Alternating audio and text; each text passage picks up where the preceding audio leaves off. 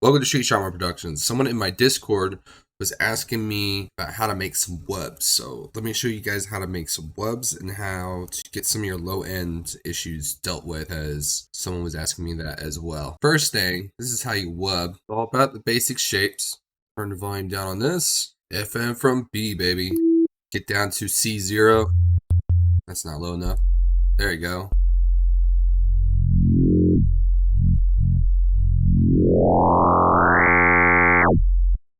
FM. I'm gonna go up a couple octaves here.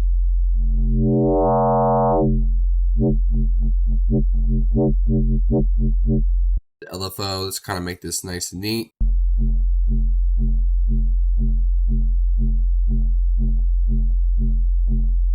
Let's turn the BPM a little up.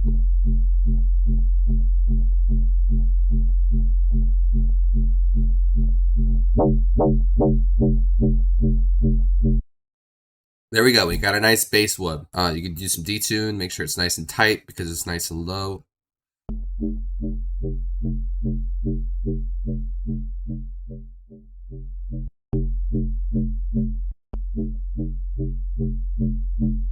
There you go. That's basically how you wub. You can do a whole bunch of different basic shapes.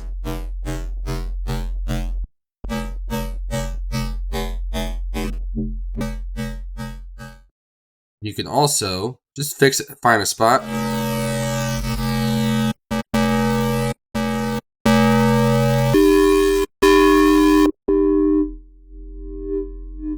Use the LFO onto the filter.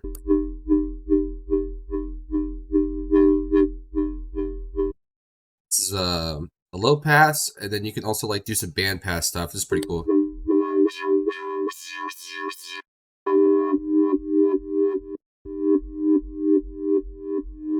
Other things you could do is, instead of messing with the octave, you can mess with the sync.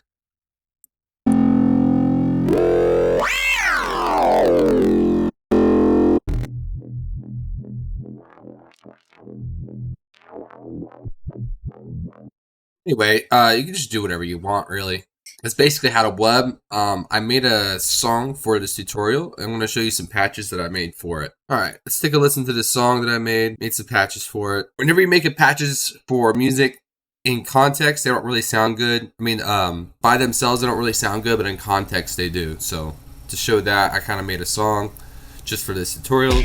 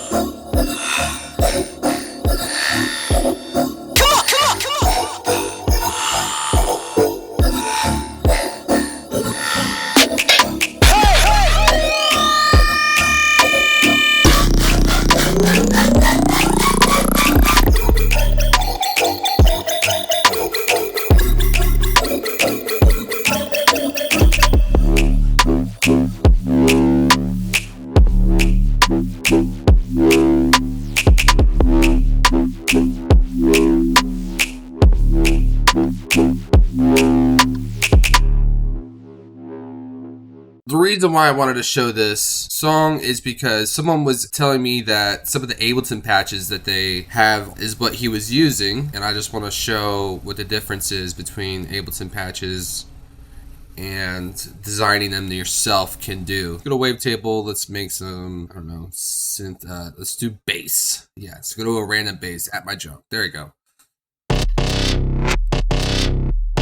It actually sounds pretty sick. Okay, so they have as a sub in here, but it's not really like a nice hard sub. I can hear the low end is there, but I feel like it's phased. Yeah, let me see.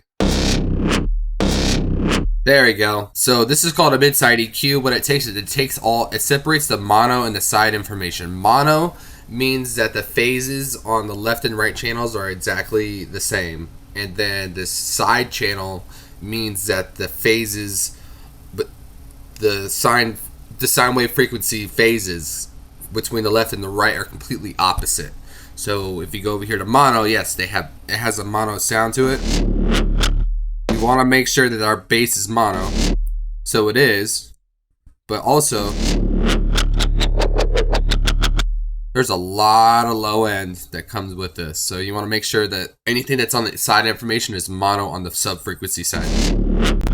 And this doesn't really do it that well. Let me see.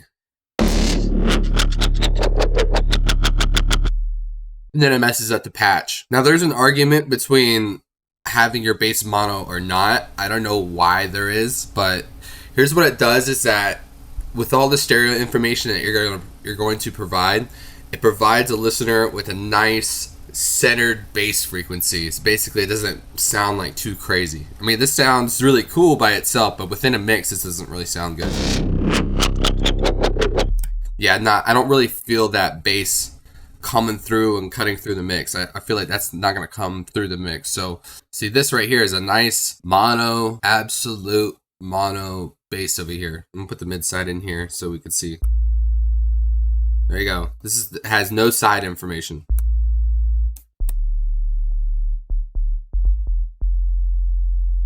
Yeah, this is good.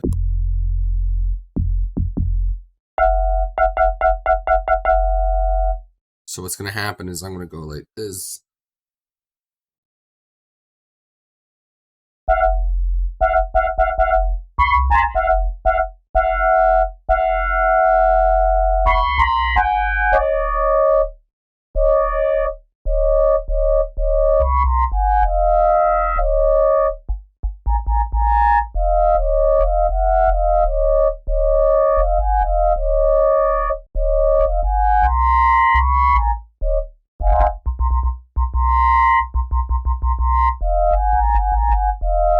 I got a nice little bass coming through.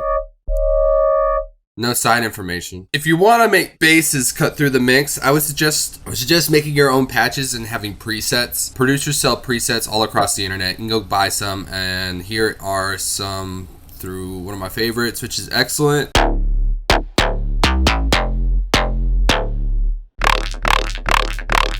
You know, it has some really cool bass sounds.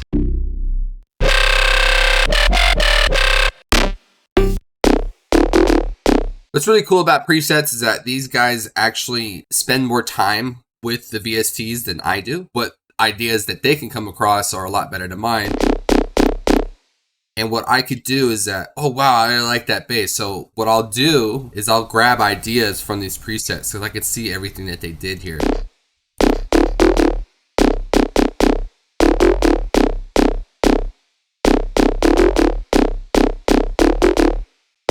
And then I'll go and design my own patches. If you're like, oh, I don't have money to spend on Serum, well then here's Vital. Vital is a completely free VST. You can do a lot of things with it. One of the things you can do with it is this right here. I really love this random amplitudes thing. But this is a modifier for the wavetable. This is a modifier for the oscillator. So you can get some really cool, interesting results. This is called random amps. It's a wavetable modifier. I got it on random amplitudes. It's my favorite one.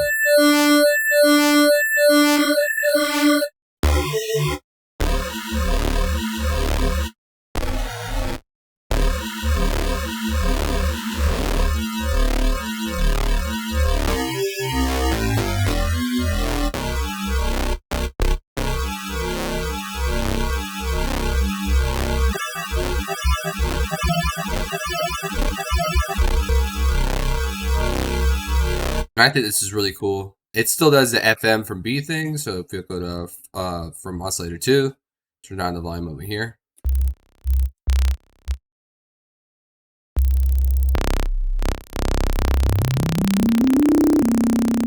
I'm gonna go up a couple octaves. This goes by semitones, so I'm gonna go up a couple times.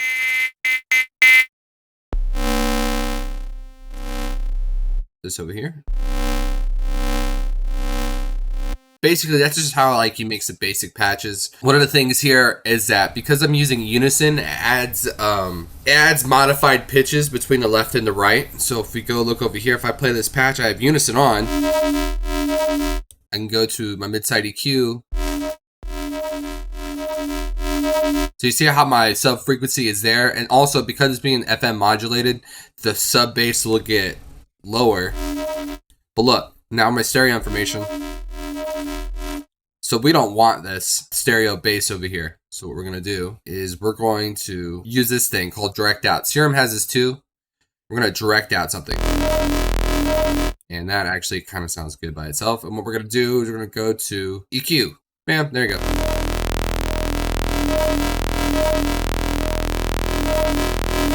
So it makes our stereo sub isn't that loud, but it's gonna be replaced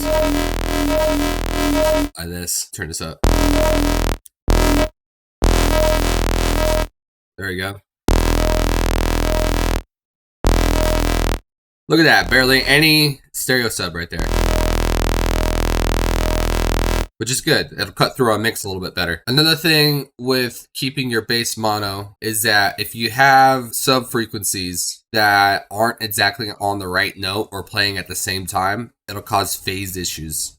So if I go over here, let's just make phase randomization is at 0. Phase randomization is at 0. Phase is at 0 on both of these, so that means they're gonna start over here.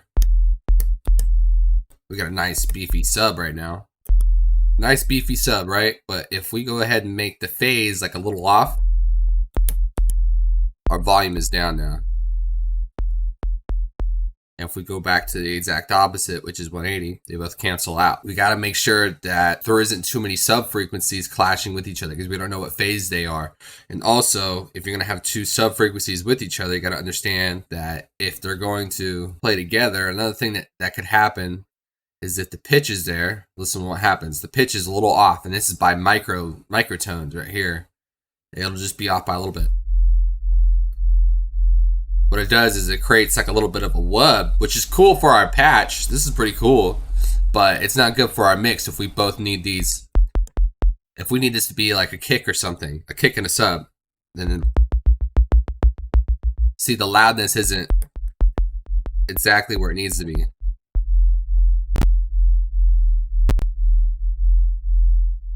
Even if it's further.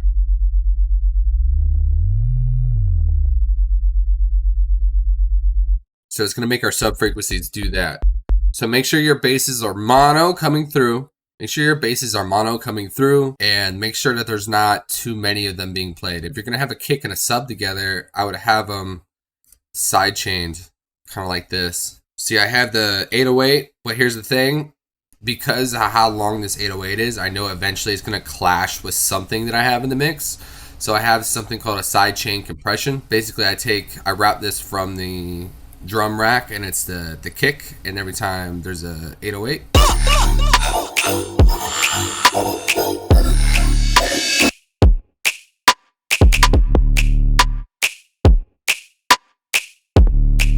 It just makes sure that the 808 isn't clashing with the kick, so then when we don't get those phase issues. Now let's go into some of these wubs that I made. It was the first one I made. This one, yeah. If we go over here, I got the triangle oscillator with this one, and I didn't do any automation on this. I know it says here, but it's not doing anything. It's going to this filter, but I turned it off because I didn't like it.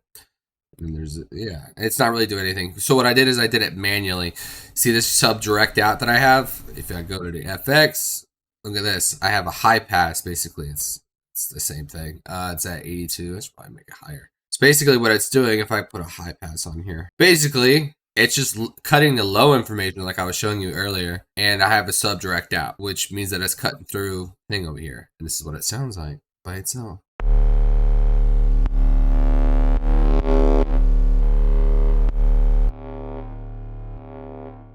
Let me take this. I have a side chain compression on here too. Look at this. I have the echoes and stuff here. I don't really need that. Where's the side? Oh, it's over here. Turn this off. There we go.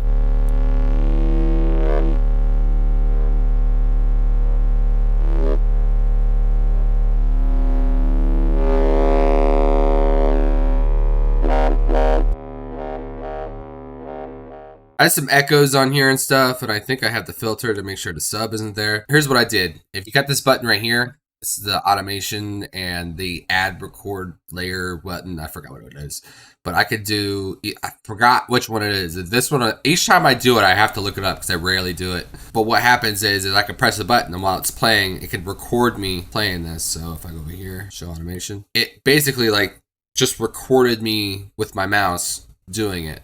And it creates a cool effect if you want to like freehand stuff. So if you take a listen within the mix, it sounds kind of cool.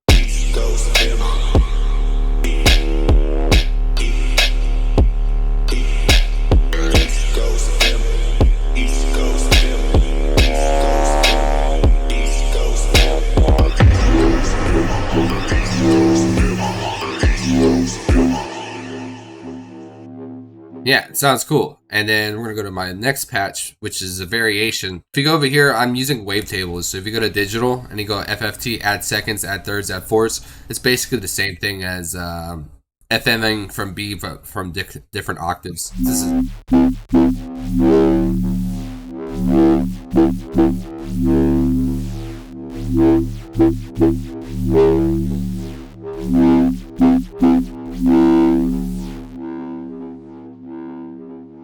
yeah, some wubbish. This one, which is our nice lead, nice fat lead over here. This is called sustain. Basically, you take it and then it just. A lot of people do this with a lot of basses. This is called a sustain. It's FM from B. Look at that, FM from B. And then I have like a little bit of asymmetrical over here. He's pushing it over to the side, kind of stretching it. Octave up at the fourth, two sawtooths, unison, bam, bam, bam. Oh, what are you gonna do about the basses? Well, I'm not really worried about the basses because I don't think there's really anything going on right now. Another thing too is that whenever you're FMing from B with two sawtooths, there isn't really any sub information. I also cut it off over here.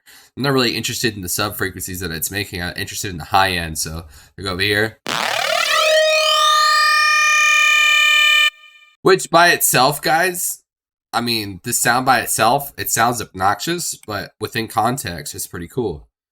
You know, that's what happens when you're sound designing. What did I do with this? What was this? I forgot what I did with this one.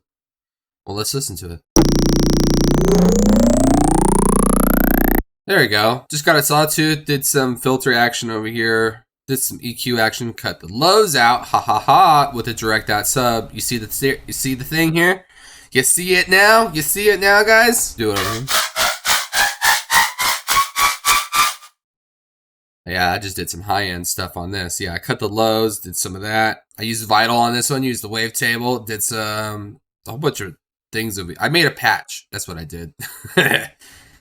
Oh, by the way, guys, if you guys are going to use a OTT type of compressor, which is basically this 3-band thing, and you're on Serum 2, I would cut the lows out because what it does is that it upward compresses and downward compresses the low end.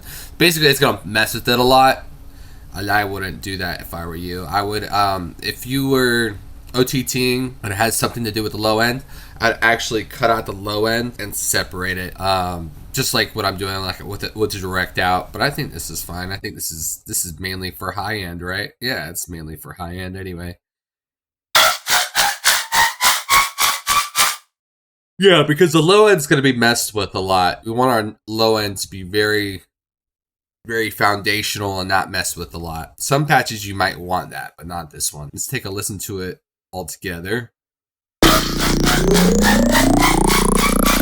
Which by itself sounds like crap, but within the song...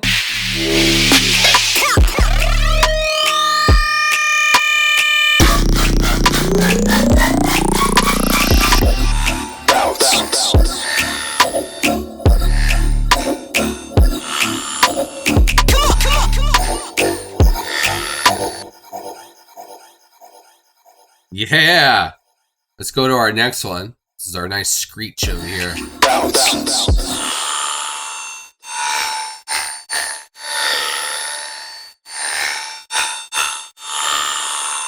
Yeah, FMing, doing nice screechy stuff. And then I think this.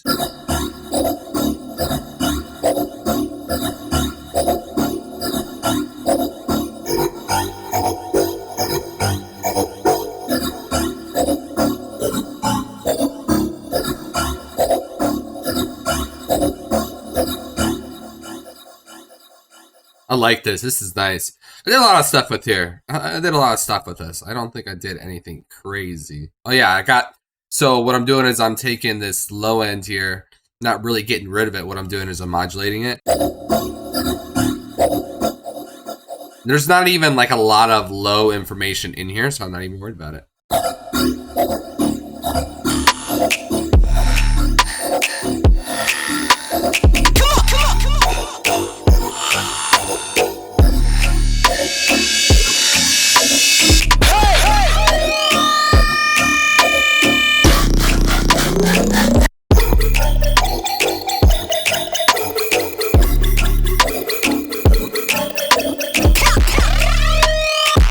I think I tried to make some yoinks. This is the closest thing I've gotten to a good yoink over here. But I turn it into like a lead.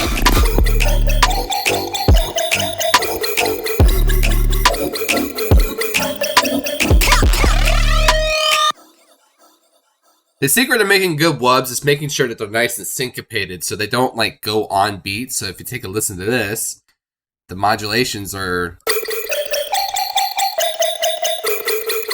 It's like thup, thup, thup, thup, thup. It's not hitting it, it's rising up to the sound.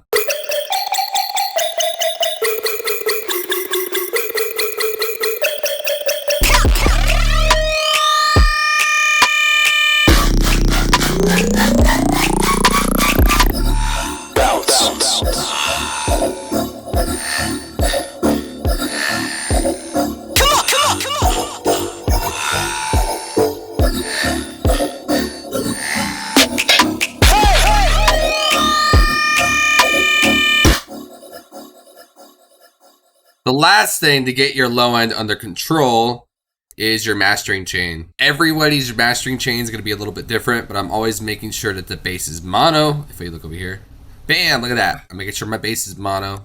And don't worry about this. So this is the first time I actually use this. Don't worry about that. This is my bread and butter over here. Is I had like this kind of compression thing set up. I have like very late attack, very kind of like late release. I got the saturator, so I'm kind of like clipping the track, but I'm messing with the dry wet, and then I have a dry wet over here. It's just kind of like my own little custom chain, and I got this idea from Pro L2. I mainly just like putting Pro L2 onto my master, but I've been checking it out recently, and the attack is super late, and the release is super late. But here's the thing, is that there's no like dry wet knob on here, so whenever it's doing something, I just feel like it's clipping it for some reason. Either that or aggressively like limiting it to where it's actually adding a little bit of distortion. So I just, in my basic dumb theory, I'm sure it's doing a lot of interesting, very smart stuff that I don't know what's going on. But what I thought is like, why don't I just make my own? So I did a compressor with the saturator over here, and I dry wetted it, and I was like, okay, maybe this is kind of like what I'm wanting. It actually works out really good, and it gets the transients out pretty good.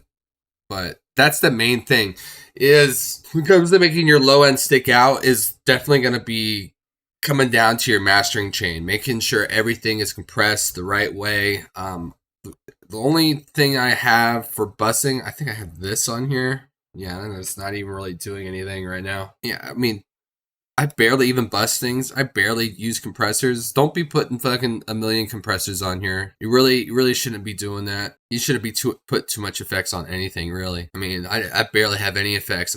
Here's my thing. If I'm gonna put an effect on there, I know exactly what it's for. You know what I mean? I'm not putting, if it's for sound design, yes, I'll put a million effects on there. But if it's just for mixing, I'm not going to put an effect on a rack unless I know exactly what it's for. If I feel like, oh, I don't know. No, don't do that. Just put it onto your mastering chain. I mean, stuff in your bus could be dealt with in your mastering chain. Stuff in your bus could be dealt with in your mastering chain. Thank you for watching. Leave a like, leave a comment, and let me know if you want me to make more videos like this.